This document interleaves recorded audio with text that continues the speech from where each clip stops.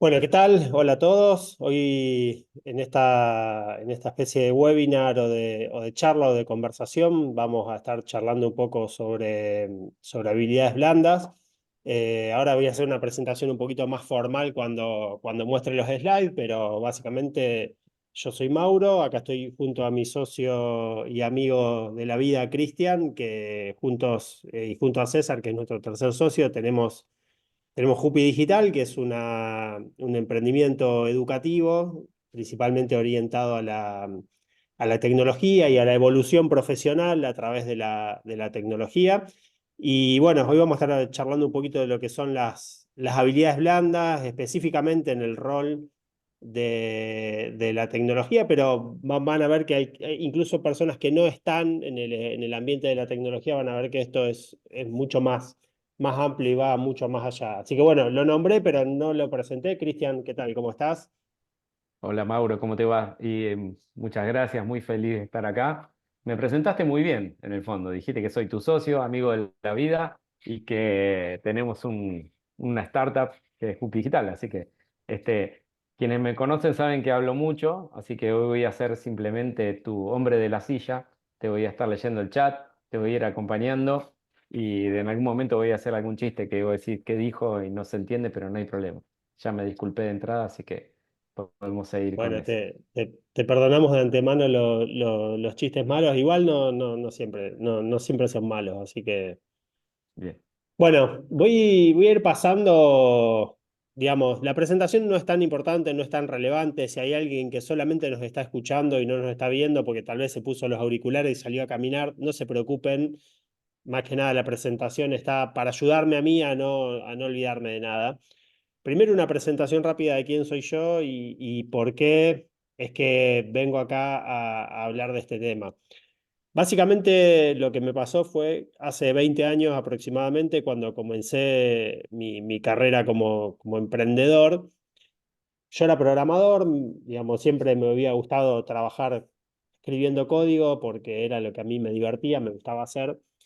Y en un momento, con unos amigos, creamos una empresita donde hacíamos desarrollos de programación.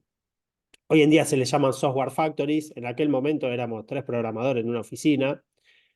Y nos empezó a pasar que no nos iba mal, teníamos trabajo, pero no crecíamos como empresa.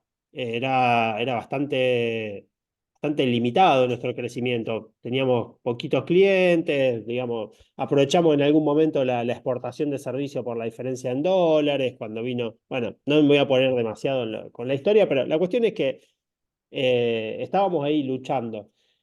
Y con la idea de que mi empresa crezca, me puse a estudiar más programación. Yo dije, no, tenemos que ser los mejores programadores, vamos a estudiar más de programación, empezamos a leer, a comprar libros y cursos, y me anoté de nuevo en la universidad porque había dejado, entonces me anoté en otra carrera parecida pero distinta, y veía que pasaba el tiempo y mis conocimientos técnicos mejoraban y mejoraban y mejoraban muchísimo, pero mi empresa igualmente no crecía. Hasta que en un momento tuve la suerte, y voy a decir que fue suerte porque no me puedo atribuir el mérito ni la iluminación de decir yo lo fui a buscar, simplemente fue suerte. Estaba compartiendo espacio de coworking con un amigo que había ido a una formación de coaching y me insistió mucho a que vaya. Me insistió de tal manera donde casi fue imposible decirle que no. Y yo tenía muchos prejuicios con el coaching porque siendo una persona que viene desde el mundo técnico y desde las ciencias duras y la tecnología, para mí el coaching era como, acá en Argentina usamos mucho la palabra chamullo, que básicamente significa hablar de manera mentirosa para convencer a alguien, digamos. Era como que para mí el coaching sonaba eso, a chamullo, digamos. Y bueno, pero bueno, tuve la suerte de que di con una escuela de coaching que la dirigía una persona que era ingeniero industrial y que en algún momento como ingeniero, perdón, ingeniero industrial, no me equivoco, me corrijo, ingeniero químico, y que él como ingeniero químico había quedado a cargo de un laboratorio muy, muy grande con 50 personas a su cargo y que después de un año y medio había fracasado rotundamente en su proyecto. Esta persona es Juan Carlos Lucas, que al día de hoy sigue siendo mi maestro en disciplinas de coaching y de desarrollo de liderazgo. Entonces me resultó muy atractiva la propuesta, porque ya no era, bueno, vamos a hablar de cuestiones tal vez más esotéricas o tantos prejuicios que por ahí muchas veces tenía sobre el coaching, que en muchos casos eran una secta, que si vos dejabas te venían a buscar a tu casa. Incluso hasta no hace mucho en Argentina uno nombraba coaching y se acordaba de Cositorto, que había hecho una estafa piramidal de criptomonedas. Y también están los coaches que coachean políticos. Entonces, bueno, hay como mucho y sin embargo, hay un montón de herramientas que si uno las sabe usar y las sabe usar bien, realmente producen una diferencia y un crecimiento. Entonces, afortunadamente estas herramientas poco a poco las fuimos implementando. Ya hace 12 años más o menos que participo de distintas maneras en esta escuela de coaching de Juan Carlos y que también fui llevando a la práctica en mis distintos emprendimientos, las cosas que fui aprendiendo. Y de algún modo esto también me ayudó a empezar a ayudar y a posicionarme con ciertos emprendedores y ciertos empresarios a trabajar y ayudarlos también a ellos, ¿no? Así fue como en su momento cuando Cristian tuvo la idea de comenzar Jupi, me contactó. Primero empezamos con algunas sesiones más de coaching y bueno, después el proyecto me resultó lo suficientemente atractivo y Cristian también tuvo la gentileza de invitarme a participar ya como socio pleno.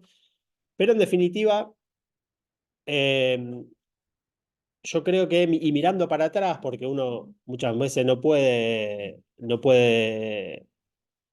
saber de antemano dónde van a disparar o dónde lo van a llevar ciertas cosas, pero yendo para atrás y uniendo puntos, creo que si no me hubiera cruzado con esto, con estas habilidades, que es lo que vamos a estar charlando un poco hoy en día, que se les llama habilidades blandas, si no hubiera sacado de mi cabeza de que solamente lo técnico era lo importante, y probablemente hoy sería un muy buen programador, porque eso sí, lo seguía haciendo y lo hubiera seguido haciendo.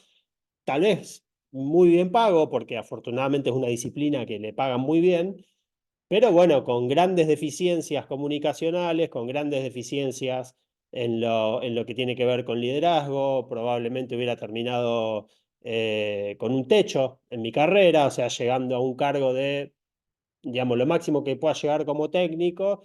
Y afortunadamente hoy puedo decir que la paso muy, pero muy bien. Participo en 3 empresas de las cuales soy socio, participo en proyectos de los cuales también asesoro, constantemente estoy hablando con emprendedores y la verdad que el haberme conectado con este tipo de conocimiento y de habilidades me dio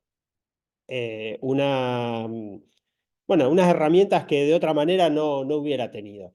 Eh, por supuesto que todo esto lleva trabajo, digamos, no hay nada que sean fórmulas mágicas, pero un poquito, siempre comienzo cuando hablamos de habilidades blandas contando un poquito esta historia, más allá de ser autorreferencial y tampoco es que, digamos, no puedo decir, ninguno de mis emprendimientos todavía fue algo que uno diga, no, la pegaste y soy galperín ni nada por el estilo. Son empresas que van bien, nos dan de comer a mí, a mi familia y a la de mis socios, y eso ya es un montón.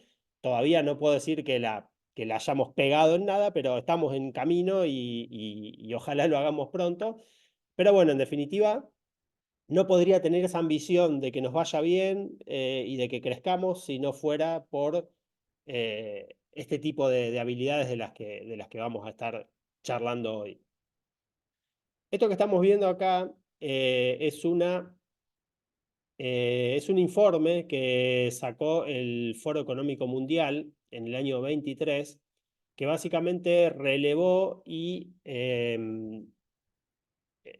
estudió y bueno, hizo todo un análisis. Acá estamos viendo como un resumen de cuáles son las 10 habilidades más importantes o que se evalúan como más importantes en el mundo del trabajo, y que en definitiva, al ser las más importantes, son las que más buscan las empresas al momento de salir a contratar talento. Probablemente si alguno de ustedes estuvo haciendo o participando o viendo búsquedas laborales no hace mucho, van a ver que constantemente dicen necesitamos personas que sepan, que tengan buena comunicación, que sepan trabajar en equipo, que entiendan temas de liderazgo, y uno que tengan entereza emocional, que tengan flexibilidad, que puedan conversar. Hay un montón de cuestiones que hoy se ponen como ya como estándares en lo que es las solicitudes al mundo del mercado laboral,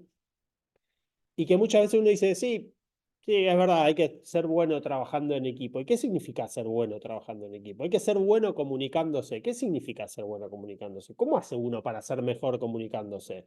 ¿Qué tengo que estudiar la teoría de comunicación, emisor, receptor, mensaje? Si el mensaje no llega es porque hay ruido en el canal. Bueno, esa teoría básica de la comunicación no hace que yo sea mejor comunicándome. Tengo que estudiar marketing, tengo que estudiar y ya se empieza a ser más complejo cuando empezamos a pensar en el cómo. ¿Qué implica ser bueno trabajando en equipo? ¿Tengo que aceptar cualquier cosa que me pida cualquier persona y terminar cargándome con exceso de trabajo nada más que porque me lo piden?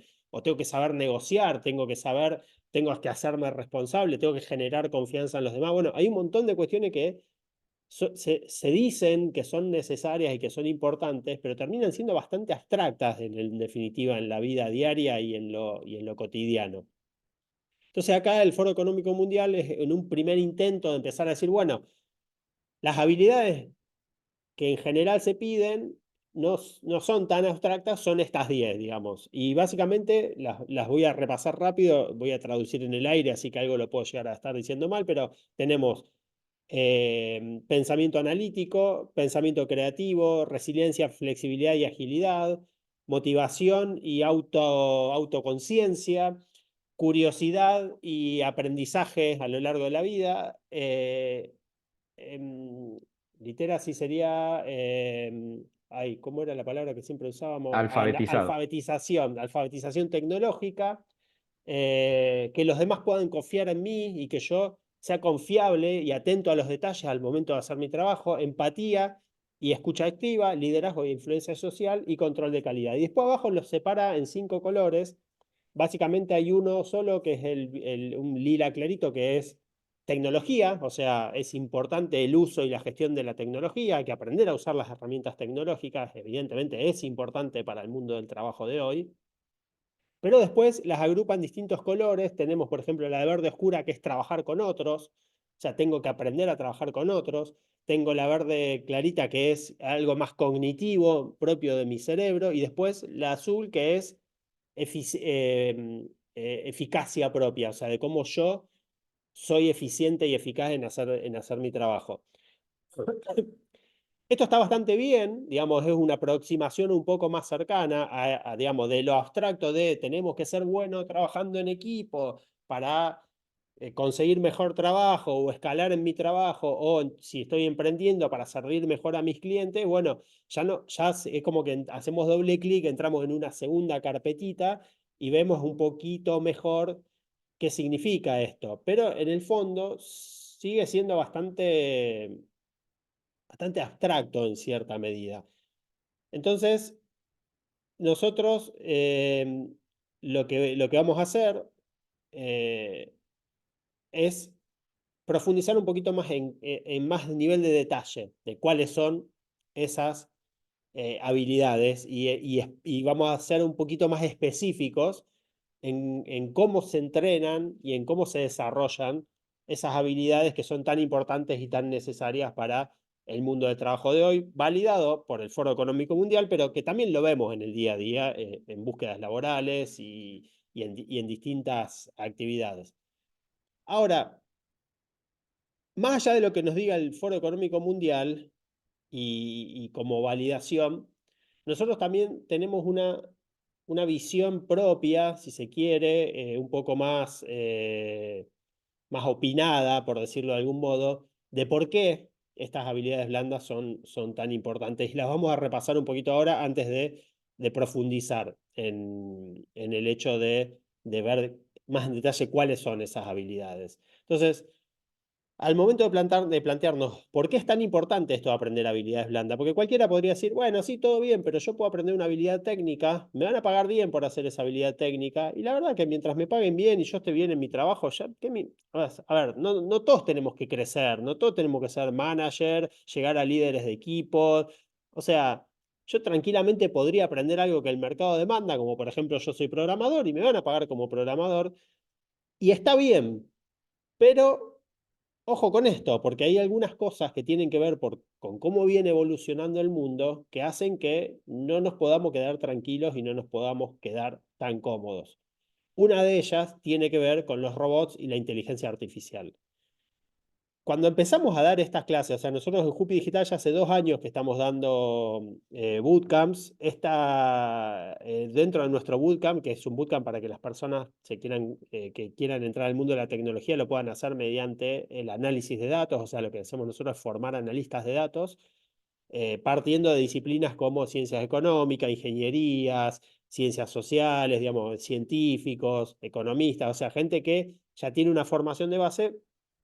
Nosotros le enseñamos a ser analistas de datos para insertar en el mercado de la tecnología, que tienen mejores salarios, mejores oportunidades de crecimiento, mejores beneficios, trabajo remoto, etcétera. Ahora, este programa ya hace 2 años que lo dábamos y cuando lo dábamos al principio, todavía no estaba ChatGPT. Si bien se sabía que la inteligencia artificial podía hacer un montón de cosas, todavía ChatGPT no existía.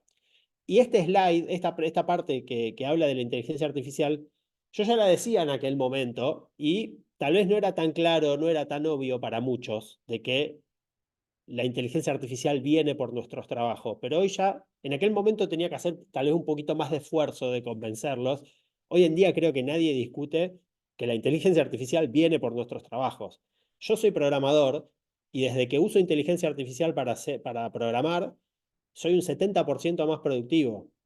¿Eso qué significa? Que yo podría reducir mi equipo de gente en un 70% y trabajar a la misma velocidad a la que trabajábamos antes. Yo no reduzco mi equipo de gente porque aprovechamos a hacer cosas más rápidas, salir más rápido al mercado y poder ser más competitivos antes, y gran parte del equipo está haciendo trabajo tal vez más creativo o de desarrollo de cosas nuevas, aprovechando que muchas cosas más automáticas y más repetitivas las puede hacer la inteligencia artificial. Pero está pasando y nos pasa también en Jupi que usamos inteligencia artificial para redactar artículos para nuestro blog, la usamos para generar imágenes para marketing. O sea, de a poco está haciendo que nosotros necesitemos menos redactores, menos marketineros, menos diseñadores gráficos, y así con eso va a ir pasando poco a poco con todo. Yo sinceramente no creo que nos quedemos definitivamente sin trabajo, pero sí es cierto que poco a poco nos vamos a tener que ir adaptando a un mundo cada vez más exigente en términos de lo que sabemos hacer. ¿Eso qué significa? ¿Nos van a sacar nuestro trabajo por completo? Yo creo que no. Yo tengo una visión en la que faltan muchísimos años, y por muchísimo me refiero a que se habla mucho ahora de la inteligencia general, la AGI, que es la inteligencia artificial general, que es la que va a llegar al nivel del ser humano. Bueno, yo como técnico y apasionado de esos temas estoy constantemente leyendo y la verdad que falta mucho para que la inteligencia artificial llegue al nivel de un humano y nos pueda reemplazar definitivamente. Entonces, nosotros nos tenemos que enfocar en este mundo actual en estudiar y en aprender aquellas cosas que nos van a hacer diferentes, aquellas cosas que nos van a hacer más humanos y que no van a ser fácilmente reemplazables por otros. En economía hay un término que se le dice commodity. Las commodities se le llaman a esos, digamos, el que sabe de economía probablemente me diga qué mal que lo explicaste, pero para decirlo fácil, son esos elementos, esos materiales, esos productos que son reemplazables fácilmente por otros sin que nadie se dé cuenta y sin que cambie su valor. Ejemplo, un barril de petróleo da lo mismo, siempre y cuando sea de la misma calidad, da lo mismo un barril de petróleo que otro. No tiene ningún valor de diferencia. Lo mismo pasa con el oro, lo mismo pasa con los cereales, la soja, eh, aceites, un montón de elementos que no cobre, muchas cosas que se las considera materia primas, pero no siempre son materias primas, a veces también son productos elaborados, pero también son commodities. ¿Cuál es el problema? Muchas veces nosotros como trabajadores del mundo moderno nos convertimos en commodities. Da lo mismo contratarnos a nosotros que contratar a otros porque hacemos casi el mismo trabajo. No le ponemos creatividad, no le ponemos innovación, no hacemos más que simplemente satisfacer pedidos de nuestros clientes, y ahí es cuando nos convertimos en un commodity. ¿Y cuál es el problema con los commodities? Voy a comprar el más barato. Si dos personas me ofrecen el mismo combustible que puedo meter a mi auto y una estación de servicio la tiene más barata que otra, yo voy a ir a la estación de servicio que esté más barata. En cambio, si yo contrato a alguien que me va a tener que brindar un servicio, por ejemplo, un psicólogo, ya no voy a buscar el mejor precio. Voy a buscar a alguien que aparte me dé calidad porque ya no es un commodity. Entonces, ahí es cuando nosotros tenemos que empezar a ver que nuestras habilidades técnicas se podrían convertir en un commodity si nosotros no las complementamos con habilidades blandas. Y ojo acá, cuando digo habilidades técnicas, no me refiero solamente a tecnología. Habilidad técnica es la habilidad que tiene un contador para liquidar impuestos. Habilidad técnica es la habilidad que tiene un plomero para arreglar una fuga en un baño que está perdiendo. Lo que pasa que, ¿cuál es el tema? Todo lo que son habilidades digitales le llegó antes la inteligencia artificial, porque es mucho más barato hacer un software que use el software en mi nombre que hacer un robot que sea carpintero, plomero o obrero de la construcción. Entonces, paradójicamente, pese a lo que a lo mejor hace 10 años pensábamos que los robots iban a terminar reemplazando un montón de mano de obra, hoy tiene más asegurado el trabajo un carpintero que un programador o un diseñador gráfico, por lo menos en el futuro cercano. Por otro lado, y independientemente de este tema de la inteligencia artificial, el mundo está en un cambio acelerado exponencial. ¿Qué significa esto? El 50% de los trabajos que hoy existen, que hoy son más demandados, no existían hace 10 años, no existían directamente. O sea, uno va a buscar cuáles son los trabajos más demandados hoy, gente que haga marketing digital, gente que haga análisis de datos, gente que use inteligencia artificial. Esos trabajos hace 10 años no existían. ¿Cuáles van a ser los trabajos que van a existir dentro de 10 años? No lo sabemos. Entonces, ¿cómo nos preparamos para trabajos que no sabemos cuáles van a ser? Bueno, tenemos que enfocarnos y concentrarnos, en definitiva, en lo que no cambie de la humanidad. La humanidad hace 3 millones de años, bueno, más o menos, habrá discusiones científicas que existen, pero básicamente seguimos teniendo el mismo ADN, la misma forma de comunicarnos y de comunicarnos en el sentido de cómo hablamos. O sea, sí, hoy yo le mando un mensaje en WhatsApp a mi hermano que vive en Canadá y antes no se podía. Pero la forma en la que elaboramos nuestras palabras y emitimos un mensaje a otra persona sigue siendo más o menos la misma, y la forma en la que nos relacionamos en sociedad y la forma en la que como animales reaccionamos a eso sigue siendo más o menos la misma. Pero como el mundo está en cambio acelerado, nosotros vamos a tener que estar constantemente rediseñando nuestra identidad y nuestra oferta, y para eso necesitamos estar constantemente entendiendo cómo opera el mundo y cómo reaccionan mis clientes a lo que a lo que yo puedo hacer y a lo que yo tengo para ofrecer. Ya no existe más y cada vez va a existir menos ese mundo en el que uno terminaba una carrera universitaria, empezaba a trabajar de eso que había estudiado, por ejemplo, médico, y uno iba a ser médico toda su vida. Está lleno y conozco un montón. De hecho, tenemos algunos en nuestro bootcamp que deciden cambiar de carrera, que dicen, ya no quiero ser médico. Y obviamente que lo que aprendieron de medicina lo van a seguir usando, no estamos hablando de tirar por la borda años de estudio, pero se reinventan constantemente. Hoy se estima más o menos que un proyecto puede durar aproximadamente unos 7 años. Y ese número se viene achicando. Antes eran 10, antes eran 15 y antes era toda la vida. Hoy en día la gente está cambiando de proyecto, pero cambiando de manera drástica, o sea, giro de timón de 180 grados a veces, cada 7 años aproximadamente. Entonces, si yo me tengo que capacitar en algo, no puedo quedarme solamente con lo técnico, solamente con ser buen médico, buen químico o incluso buen analista de datos, sino que lo que tengo que hacer es aprovechar cuestiones que van más allá de eso y que efectivamente me hagan mejor en aquello que no va a cambiar. En definitiva, bueno, ahí ya tenemos un poco el porqué, ¿no? Pero seguimos con esta duda de, bueno, ¿y cuáles son esas habilidades blandas? Bueno, ahora yo acá tengo un listadito de unas, o no sé, 8, 10 más o menos, que son las que nosotros damos en nuestra formación para nuestros, eh, nuestros analistas, nosotros en nuestro bootcamp, para los que tienen intenciones de insertarse en el mercado laboral como analistas de datos, le ofrecemos una garantía de inserción laboral. Eso significa que si terminan el bootcamp, hacen sus tareas como nosotros les indicamos, que no son difíciles ni imposibles de seguir, y pasado 6 meses de hacer lo que nosotros decimos, no consiguen ofertas como analistas de datos, nosotros le devolvemos el dinero. Para nosotros es tan importante y tan fuerte nuestro compromiso para que efectivamente se inserten al mercado laboral como analistas de datos que estamos dispuestos a ofrecer esa garantía. No podemos garantizar que van a conseguir trabajo porque no depende de nosotros, pero bueno, es como la garantía de la heladera. No te pueden garantizar que no se va a romper porque las cosas pasan, pero si se rompe te dan otra. Bueno, nosotros tenemos esta garantía. Si el proceso no te funcionó, te devolvemos el dinero. Ahora, para que el proceso te funcione, nosotros justamente le enseñamos durante todo el transcurso del bootcamp y después con acompañamiento posterior estas habilidades que son las que nosotros consideramos estas habilidades técnicas, perdón, habilidades blandas fundamentales para el mundo de hoy, sea tanto mundo del trabajo como mundo emprendedor.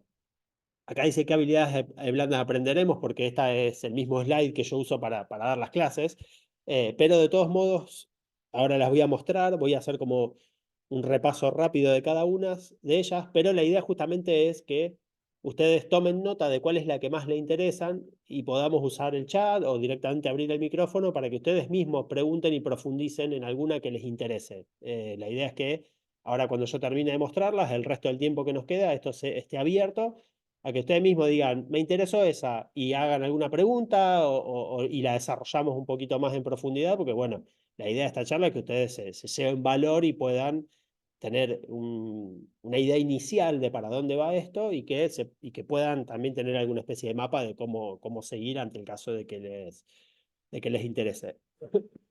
La primera que tengo para mencionar se llama metodologías ágiles.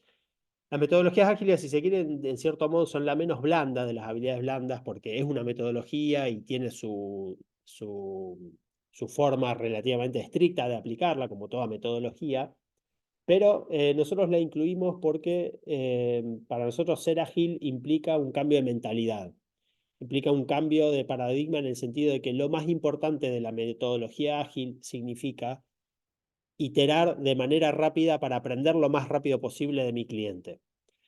Y para eso hay que tener muchas cuestiones claras, no solamente la metodología, sino hay que hacer todo un trabajo emocional en el cual yo esté dispuesto a equivocarme para generar aprendizaje. Uno de los problemas más grandes que tenemos hoy como sociedad, si se quiere, en términos de aprendizaje, es que no nos animamos a cometer errores.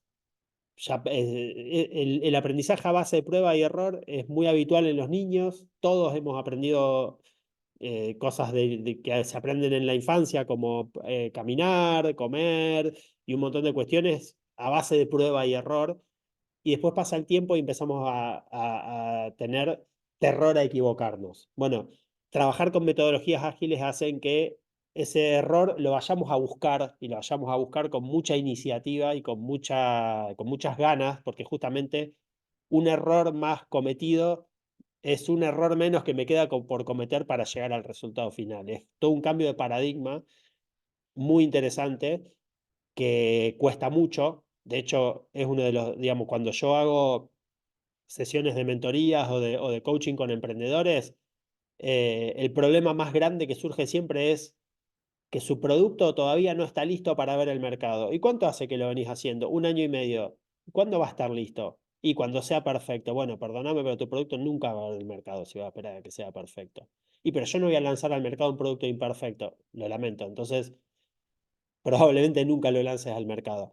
Una cosa es lanzar al mercado un medicamento, que obviamente tiene que ser perfecto y hay regulaciones, y otra cosa es lanzar un producto del cual necesito aprender de mi cliente para poder innovar. Entonces ahí es donde entran en juego las metodologías ágiles. Otro tema que es súper importante es cómo encaramos los procesos de aprendizaje. Solemos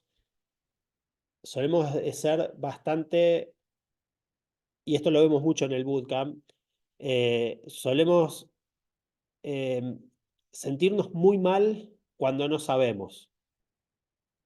Y si uno piensa cualquier cosa que haya aprendido, que sea significativa en su vida, ese aprendizaje le costó.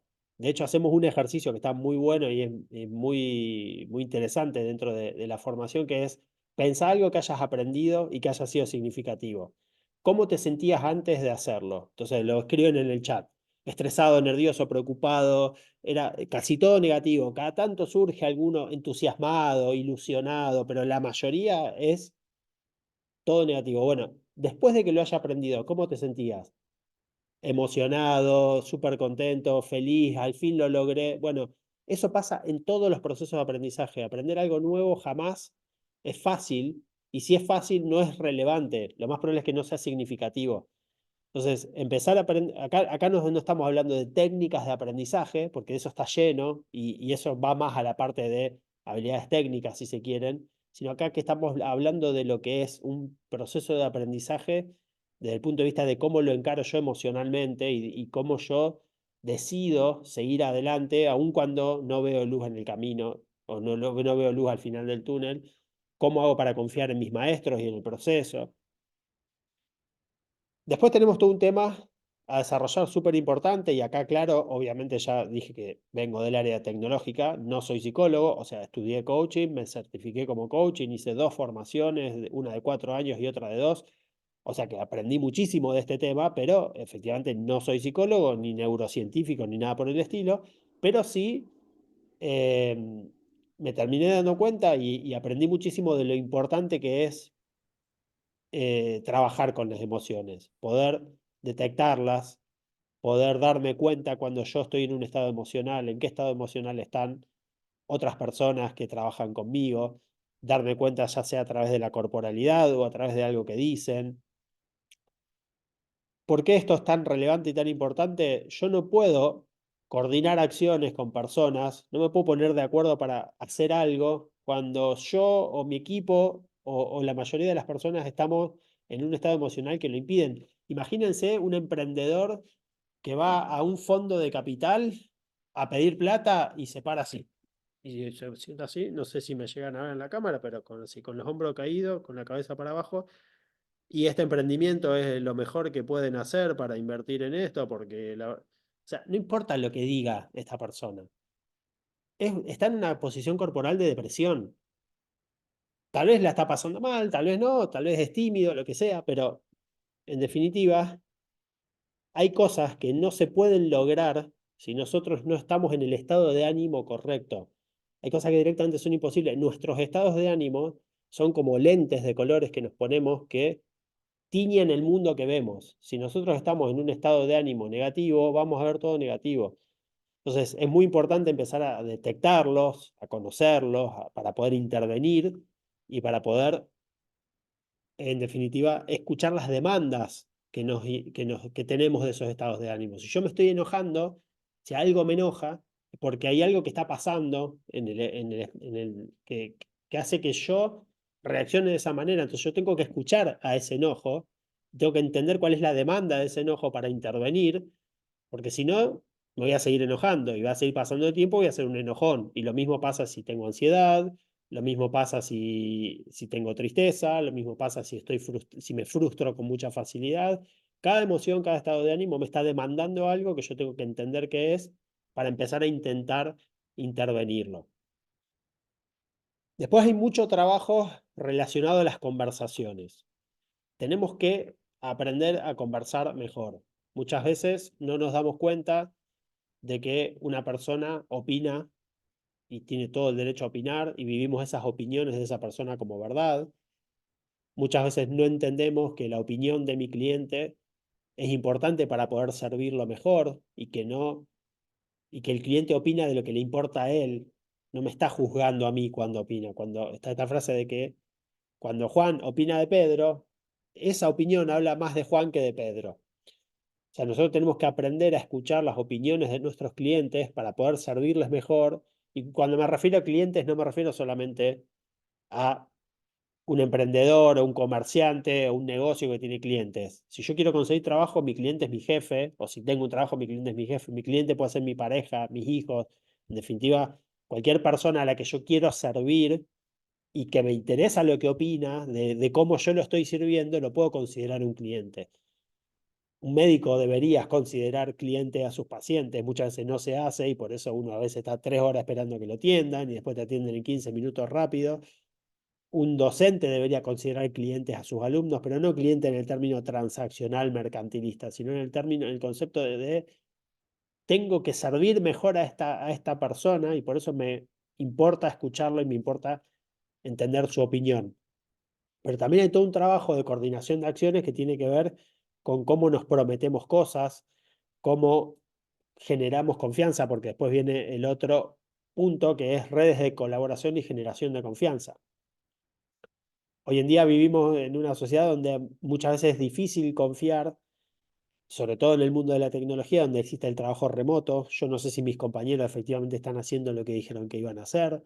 Muchos jefes que terminan desconfiando mucho de sus equipos, terminan implementando políticas de que todos vuelvan a trabajar a la oficina porque no hay confianza. Entonces, ahí hay que entender que la unidad fundamental de la confianza es la promesa, y yo genero confianza en la medida en la que prometo, cumplo, prometo, cumplo, prometo, cumplo, pero al mismo tiempo tiene que haber un equilibrio entre el que es el receptor de esa promesa. Entonces ahí tenemos que aprender a negociar promesas, tenemos que aprender a negociar plazos. Hay todo un trabajo ahí para poder tener una mejor red de colaboración y mayor generación de confianza para poder trabajar más tranquilos. Y después hay un tema muy, muy relevante para nosotros que tiene que ver con la innovación. En general, cuando hablamos de innovación, solemos pensar que la innovación está reservada para Elon Musk, Bill Gates y Mark Zuckerberg y todos esas, Steve Jobs y todos esos que diseñan e inventan el mundo. Y es cierto que esa gente son innovadores, esos son los que habitualmente hacen lo que le llamamos innovaciones disruptivas, que es lo que hace que todo lo que vino antes ya a partir de ahora no exista más y cambian el mundo.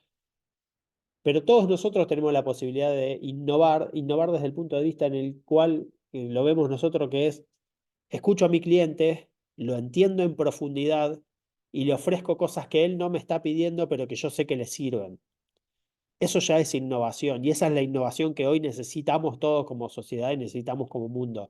Necesitamos escuchar mejor, escuchar más, estar dispuestos a servir a un cliente, por supuesto, porque yo tampoco tengo la obligación de servir a cualquiera que se me cruza por adelante. O sea, yo elijo a qué cliente sirvo y cada persona, a través de su trabajo, su proyecto, su emprendimiento, elige a quién sirve, a quién servir y lo hará en base a la gente que te cae bien, a las cosas que te importan, a las comunidades en las que querés participar.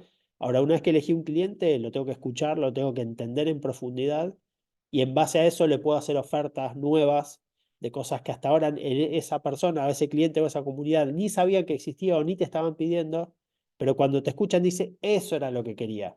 Y ahí es cuando uno se da cuenta que logró o está logrando o está en proceso de generar innovación. Y después otro punto que este ya es un poquito más personal, pero también es súper importante y súper relevante, tiene que ver con la gestión del tiempo. Hoy vivimos en una era en la que las interrupciones son permanentes, redes sociales, WhatsApp, teléfono, aplicaciones, estamos constantemente siendo bombardeados por el mundo externo. Empresas como Meta, Google, Microsoft, Netflix están constantemente compitiendo por esa atención nuestra. ¿Por qué? Porque es muy rentable, o sea, capturar nuestra atención y vendérsela a otro en términos de publicidad y genera mucho dinero. Y la verdad que yo no estoy acá para cuestionar su modelo de negocio, está bien, ellos hacen lo que quieran, pero yo también tengo que ser responsable y decidir qué hago con mi tiempo. Y la realidad es que todas estas empresas gastan fortuna en tener hackers de todo tipo, hackers de computadoras, pero también hackers de cerebros, contratan psicólogos, neurocientíficos, gente experta en lo que se te ocurra para lograr que esa aplicación que vos estás usando sea lo más adictiva posible. Están todo el tiempo hackeándote la química cerebral y haciendo que te dispare más dopamina para que pases más horas viendo reels en Instagram o tweets o lo que sea que... Y eso te saca literalmente horas y horas de tu vida que no las podés usar para cumplir tus objetivos y desarrollarte profesionalmente y lograr ese crecimiento profesional que quiera. Entonces, es súper importante aprender a gestionar el tiempo. En realidad el tiempo no se puede gestionar, es medio tramposo el título, porque el tiempo es una dimensión incontrolable por nosotros, simplemente transcurre, pero sí podemos gestionarnos a nosotros mismos, sí podemos decidir en cada hora de nuestro día qué hacemos con nuestro tiempo. Y para eso hay mucho tema de vencer la procrastinación, que está muy de moda hoy en día y que se habla muchísimo. Es decir, tengo algo para hacer, me siento a hacerlo y pasa el tiempo y no lo hice. Y en gran medida las interrupciones tienen mucho que ver con eso, porque aparte también estamos siendo entrenados en que nuestro cerebro cambie de contexto de manera permanente. Si yo miro un reel que dura máximo un minuto, o un short de YouTube, o un TikTok, y al minuto siguiente estoy viendo otro, mi cerebro está viendo una cosa que no tiene ninguna relación con la anterior en menos de un minuto.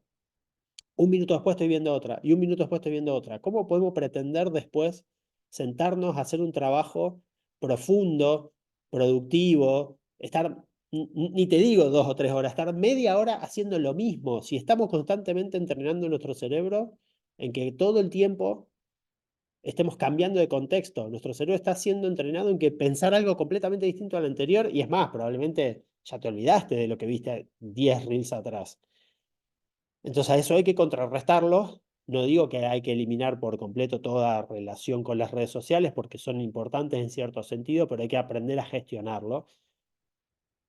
Y con eso creo que llegamos al listado de lo que teníamos.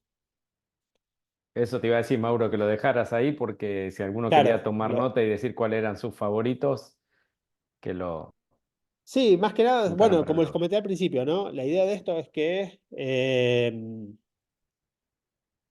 bueno, nada, que aprovechen para comentar, preguntar, conversar. Yo puedo poner mi favorito también, Eh, Mauro, ya que estamos. sí, sí. Dale, A ver, gracias. la idea no sería tanto por ahí elegir un favorito, sino ¿Sobre qué quería que te lo que, explayes, digamos, ¿no? ¿Con qué vamos a aprovechar el tiempo claro, lo que del más taller desafío para... te genera, digamos, ¿no? O sea, qué es lo que vos decís? Che, la verdad que siento que en esto es lo que más flojo estoy o lo que más necesitaría o lo que más te gustaría profundizar.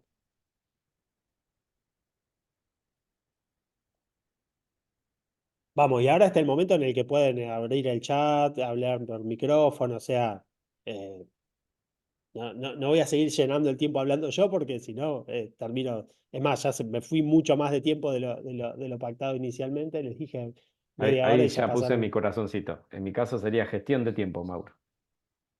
Muy bien, gestión del tiempo. Bueno, vamos a ver quién, a ver, ahí estoy abriendo el chat, a ver si alguien.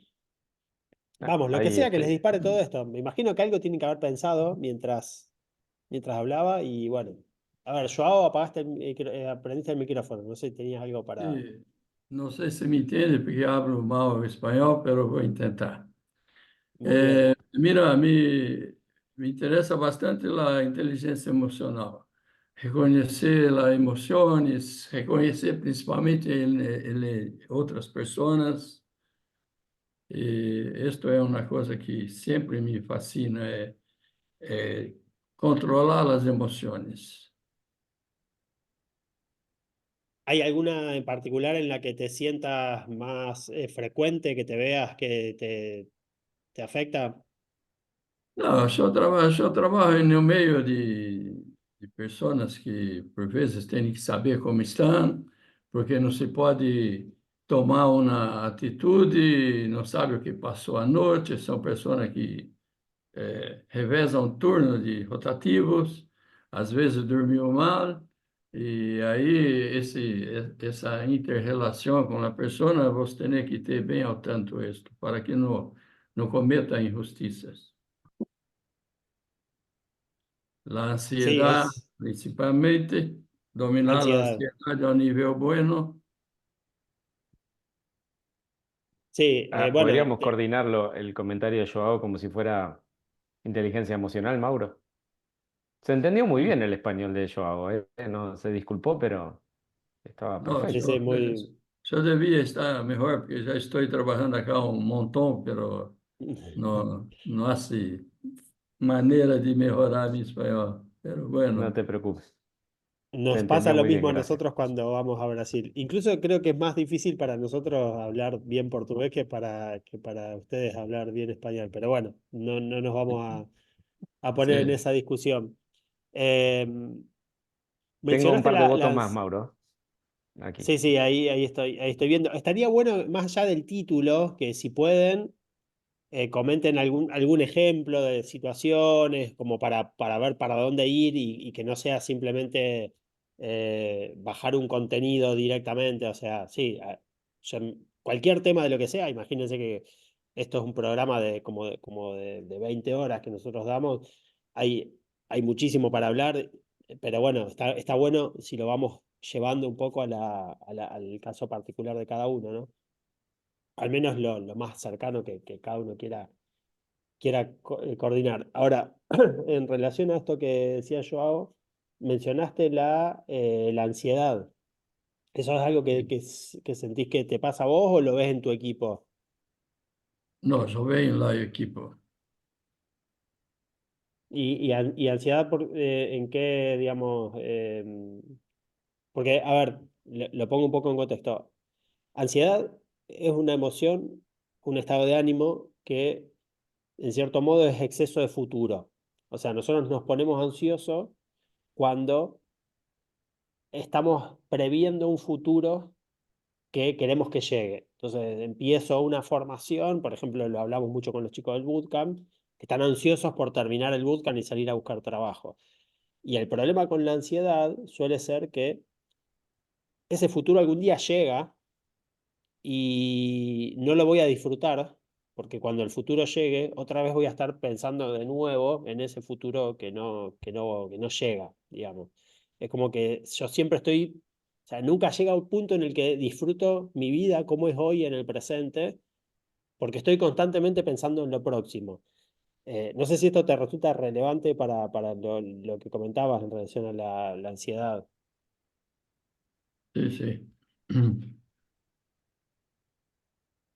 Basicamente, a ansiedade de se passa o trabalho, por algum motivo querem ser muito rápido, querem ver um resultado e não têm a paciência de fazer a coisa bem, e querem alcançar um resultado e depois perdem muito tempo em arreglar o que passou, coisa que Claro, seria isto.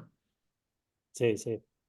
Bueno, sí, un poco coincide con esto que te decía de exceso de futuro. Es como que Sim, hay que reconocer exatamente. que ciertas cosas llevan su tiempo y bueno, habría que ver por qué. Obviamente que si yo espero un resultado y incluso si mi ingreso está atado a ese resultado, y bueno, voy a tratar de producirlo lo más rápido posible para que, digamos, ser más productivo en términos económicos. Eso puede pasar a veces con vendedores y cosas por el estilo, o gente que está en relación al público.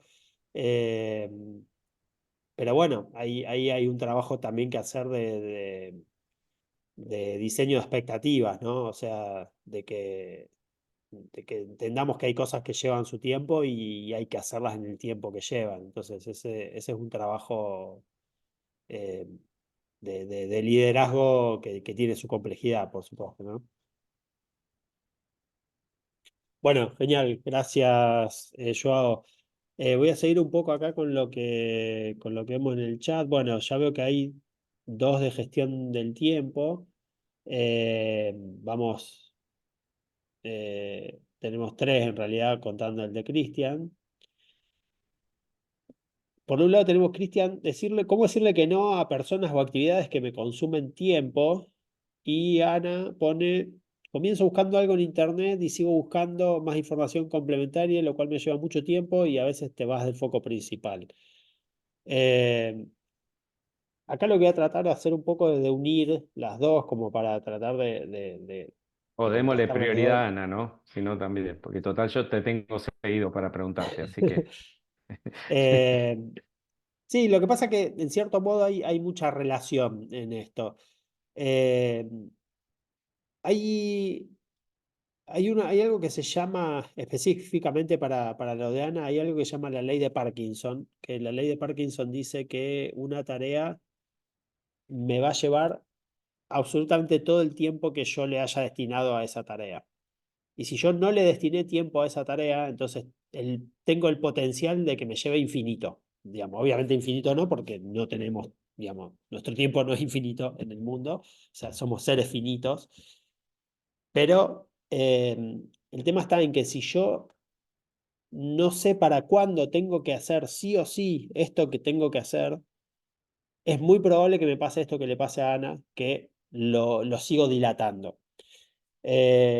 Entonces, la fórmula para esto, y es bastante simple de implementar y simple de entender, pero como muchas cosas que son súper simples a nivel conceptos, después son tal vez desafiantes de implementar en la práctica. Yo siempre pongo el ejemplo de, bueno, querés estar mejor físicamente, podés hacer ejercicio, digamos. Es súper simple de implementar desde el punto de vista de lo que hay que hacer. Ni siquiera estamos hablando de ir a un gimnasio y nada, simplemente caminar 20 minutos por día ya es un montón, que mucha gente te lo dice. Ahora, es súper simple, no requiere ninguna complejidad de ningún tipo, no requiere ningún entrenamiento especial de nada, pero requiere un poquito de fuerza de voluntad y muchas veces eso termina siendo lo más desafiante, ¿no? Esto que voy a comentar en relación al tiempo es igual en ese sentido. Y esta simpleza tiene que ver con bloques de tiempo. Yo tengo que diseñar cada día en bloque, el tiempo en bloques. Tengo que decir, bueno, me voy a levantar a la mañana, voy a tal hora, voy a hacer esto, de tal hora a tal hora voy a estar haciendo esto, de tal hora a tal hora voy a estar haciendo esto, y después lo tengo que diseñar y después lo tengo que cumplir. Lo tengo que cumplir a rajatabla, casi como si fuera el esclavo de mí mismo, con una salvedad, tener la libertad y la flexibilidad para darle prioridad a la gente importante de mi vida. Entonces, yo siempre cuento este ejemplo. Si yo tengo agendado que hoy de 14 a 16 voy a estar trabajando en algo y de pronto viene mi mamá, me toca timbre en la oficina y me dice, Mauro, andaba por el barrio, vamos a tomar un café. Yo miro mi agenda y digo, a ver, esto que hoy iba a ser de 14 a 16, ¿qué pasa si lo muevo más tarde o mañana temprano? Sí, no hay ningún problema. O tal vez ni lo hago y lo hago la semana que viene. No, no sé si era tan urgente. Yo lo tenía agendado porque lo iba a hacer. Entonces digo, sí, más, vamos. Ahora viene mi mamá y me dice, a las 6:30 de la tarde hoy, Mauro, estoy por el barrio, vamos a tomar un café. Yo digo, no, porque ya me comprometí con un montón de gente que se anotó para un webinar en el que vamos a estar hablando de habilidades blandas y yo no voy a suspender esta actividad para ir a tomar un café con mi mamá. Entonces, lo importante de los bloques de tiempo es poder entender que lo de ser esclavo es una metáfora, pero que si no pasa nada, como casi nunca pasa nada, o sea, casi todas las veces que yo tengo agendado que de 14 a 16 voy a estar haciendo algo, rara vez viene mi mamá a tocarme timbre. Entonces, si yo no tengo nada que me interrumpa y que sea prioritario o que yo decida que sea prioritario en ese momento, hago lo que dije que iba a hacer. Porque ese es el problema más grande que hay con esto que comenta Ana, de que me empiezo a ir por las ramas. ¿Por qué? Porque no tengo claridad de qué tengo que hacer ni para cuándo lo tengo que hacer. Si yo sé que para las 16 tengo que tener algo terminado, listo, con ciertos estándares de calidad, con ciertas condiciones de satisfacción, y es más, si se lo prometí a alguien, porque acá entra en juego lo de la confianza, porque también lo ato con lo que escribió Lautaro, coordinar acciones a través de conversaciones, Nancy habló de confianza, está todo relacionado. ¿Por qué? Porque si yo estoy coordinando acciones y prometí que a las 16 iba a entregar un trabajo y son las 14 y yo sé que tengo 2 horas, yo ya no es lo mismo empezar a dar vueltas por internet, a seguir haciendo un tema, a irme de las ramas, perdón, sobre un tema que no y no avanzar en lo que prometí que iba a avanzar. Porque hay otro que está esperando, porque le prometí que lo iba a hacer. Si no hay otro, muchas veces sirve inventarse cosas por el estilo. Hay gente que para ir al gimnasio se busca un compañero de entrenamiento o cosas por el estilo que ayudan en ese sentido. Pero en definitiva, una de las claves importantes de no irse por las ramas es ponerse fechas límite. Las fechas límite y los horarios, fecha y horario límite son fundamentales para poder cumplir las tareas y las cosas que yo quiero lograr en el tiempo que quiero lograr. No sé, Ana, si más o menos, coméntame si quieres abrir el micrófono o profundizar un poco o en el chat, si te sirve esta idea. También, o si hay algo que se me esté escapando de lo que, de lo que comentabas. No, sí, gracias, Mauro, me encantó y realmente lo voy a poner en práctica, esto de poder, yo soy bastante estructurada, tengo todo agendado en mi vida, pero poner en caja cada acción que tenés que hacer, creo que te habilita un montón de tiempo disponible para otras cosas, porque está bien. Empiezo a tal hora y termino a tal hora, me encantó. Sí, bueno, si ya partís de una estructura te va a resultar más fácil, porque muchas veces hay personas que son muy organizadas en lo que respecta a actividades con otros. Entonces, si tengo médico, lo agendo, si tengo, voy a tal día al teatro con tal amigo, lo agendo. O sea, tienen una agenda. Ahora no se agendan las cosas para sí mismos. Claro. Es como que todo eso entra en los ratos libres, digamos. Y ahí es cuando se desordena todo. Entonces, poder agendar eso también es como ponerse a uno en prioridad también. Bueno, este es el horario para mí en el que yo voy a hacer esto. Después, bueno, la vida pasa, no siempre hay que ser súper estricto y bueno, pero en definitiva, poder arrancar el día sabiendo más o menos en qué cómo va a estar repartido mi día, es una tranquilidad tremenda. Y después, el segundo paso, una vez que uno más o menos adquiere ese hábito, el próximo paso es empezar a hacer la organización semanal. O sea, viernes a la noche, sábado a la mañana, domingo a la noche, lunes a la mañana, en algún momento desde que termina la semana anterior y antes de que empiece la semana actual de trabajo, de actividades, media horita a sentarme a planificar la semana entera, a ver qué tengo que hacer, qué necesito que pase, qué es lo más importante que pase para mí en esta semana, cómo me gustaría llegar al viernes a la tarde, con qué me gustaría llegar hecho al viernes a la tarde. Y la verdad que esta semana sería genial si yo para el viernes a la tarde tengo escrito este artículo, tengo leído esto otro, le mandé estos mails a estas personas, le pasé este presupuesto actual. Bueno, perfecto, lo ubico en los bloques de tiempo de todo lo que tengo. Entonces ahí ya sé, cuando yo ya hice esa planificación, ya sé que si un bloque no lo hago, se me empieza a atrasar todo y voy a llegar al viernes a última hora dejando muchas cosas afuera. Eso también ayuda mucho a cumplir y respetar los distintos bloques de cada momento. Porque yo ya sé que voy a terminar la semana dejando cosas afuera y eso va a hacer que yo me atrase en mis objetivos y en las cosas que quiero lograr. Y bueno, si en un momento de lucidez y de tranquilidad yo diseñé mi semana, después ¿quién soy yo para cuestionarlo cuando no me dan ganas? O sea, ahí es cuando vuelvo a esta metáfora de esclavos de nosotros mismos, ¿no? O sea, si yo dije que lo iba a hacer, bueno, en el momento en el que no tengo ganas, lo tengo que hacer igual, porque yo cuando pensé que es, y sobre todo, súper importante cuando tenemos muchas cosas pendientes. Si nosotros tenemos tantas cosas pendientes que no caben en una semana, nos empezamos a estresar mucho. Es bastante estresante pensar que todo lo que tengo pendiente por hacer no cabe en una semana. Entonces ahí ayuda mucho para la concentración decir, bueno, esta semana voy a pensar en esto nada más. Lo que sí o sí tiene que salir esta semana. Y está bien que al resto, porque eso también me va a ayudar a darme cuenta de que tal vez hay cosas en mi vida que tengo que declinar. Y esto lo relaciono con lo que decía Cristian, cómo decirle que no a personas o actividades que consumen mi tiempo. Cuando yo empiezo a tomar conciencia del uso de mi tiempo, cuando empiezo a tomar conciencia de cómo administro mi agenda y las horas de mi día, es cuando empiezo a darme cuenta que hay gente y actividades y cosas a las que le tengo que decir que no. Porque si no, al final terminó la semana, le dediqué un montón de tiempo a un montón de personas o un montón de actividades que no eran mi prioridad, que solamente interrumpieron y no supe decirle que no,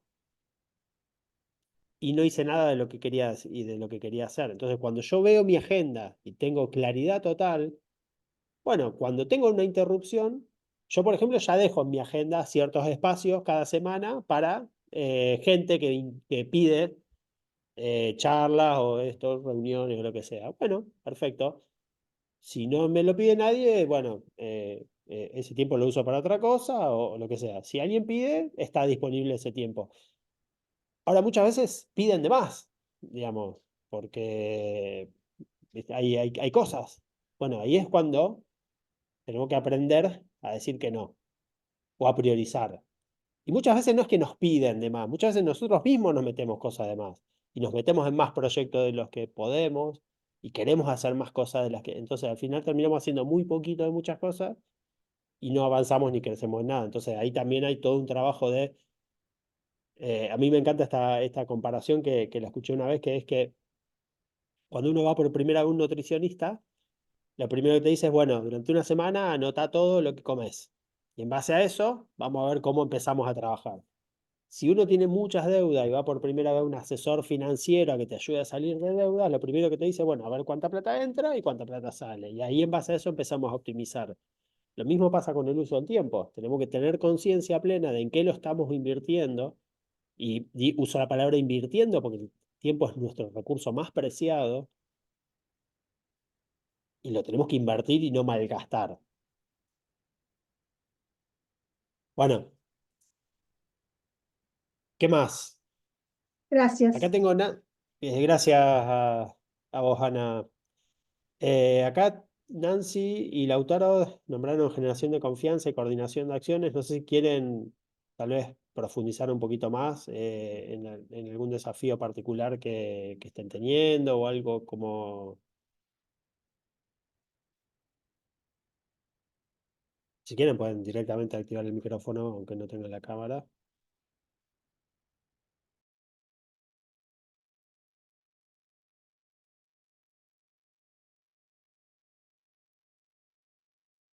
Si no tenemos una nueva postulación, ¿eh? Bueno, Sí, en pero realidad, no, es la bueno, misma sí, sí, Nancy, es... generación Claro. de confianza, cómo vencer el síndrome del impostor.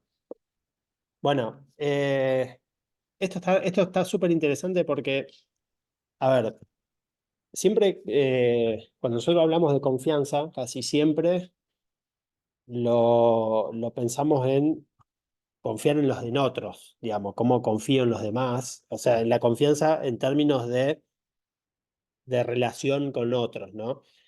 Eh, y te lo voy a contar específicamente en eso porque se ve más claro, pero después vamos a hacer el paralelismo a confianza en mí mismo, porque en definitiva el síndrome del impostor es no tener confianza en mí mismo, digamos, o no confiar en que yo puedo. Cuando hablamos de confianza nos referimos a que la confianza tiene tres dimensiones. Estamos hablando de competencia, o sea, significa saber hacer. Yo confío cuando sé hacer algo, entonces confío que lo sé hacer, o confío en otro que lo sabe hacer. Responsabilidad, o sea, cumple con lo que promete, si dice que va a hacer algo, lo hace. Se organiza bien, o sea, es responsable. Y sinceridad, o sea, no me miente. Entonces, cuando una persona yo juzgo que es competente, juzgo que me dice la verdad y opino que es responsable, entonces yo le tengo confianza. La confianza tiene un montón de dimensiones. Yo puedo confiar en un amigo para que me lleve en auto de Rosario a Buenos Aires, pero no le confío para darle mi bebé porque no sabe, no es competente manejando, no sabe qué hacer con un bebé, digamos. ¿Por qué? Porque no tiene hijos, nunca tuvo contacto con bebés, etcétera. Entonces, la confianza no es no es un tema, y lo mismo pasa con uno mismo, o sea, yo me tengo plena confianza para ciertas cosas y no me tengo confianza para otras cosas. Ahora, la manera de generar y de construir confianza es a través de la promesa. Cuando yo prometo y cumplo, el otro confía en mí. Cuanto más se repite este ciclo de prometer, cumplir, prometer, cumplir, prometer, cumplir, más se va haciendo crecer y elaborando la confianza. Obviamente yo tengo que cumplir con competencia, con sinceridad y con responsabilidad. O sea, no alcanza con cumplir si yo no logro los estándares y las condiciones de satisfacción necesarias para que la promesa se cumpla. O sea, yo te puedo prometer que te voy a cocinar un asado, pero después te lo doy todo quemado, horrible. Bueno, cumplí, pero no fui competente. Entonces, la próxima vez no vas a confiar en mí para que te cocine un asado, por más que yo te haya entregado el asado en el tiempo que te lo había prometido. Ahora, cuando hablamos de confianza en mí mismo, muchas veces nos olvidamos que nosotros permanentemente nos hacemos promesas a nosotros mismos que no nos cumplimos. Y ahí es cuando empezamos a perder la confianza. Entonces, ahí tenemos que empezar a evaluar por qué no nos estamos cumpliendo nuestras promesas, si nos está fallando la competencia, la sinceridad o la responsabilidad. Porque si me está fallando la competencia, por ejemplo, si mi síndrome del impostor es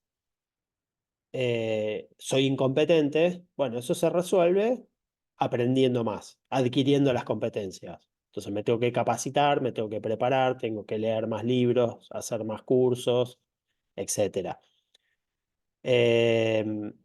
Si yo siento que estoy siendo insincero, o sea, me estoy mintiendo a mí mismo, bueno, o sea, a la última persona a la que tengo que mentir es a mí mismo, o sea, y si yo siento que estoy siendo irresponsable, bueno, tengo que empezar a hacer un poco de trabajo de disciplina.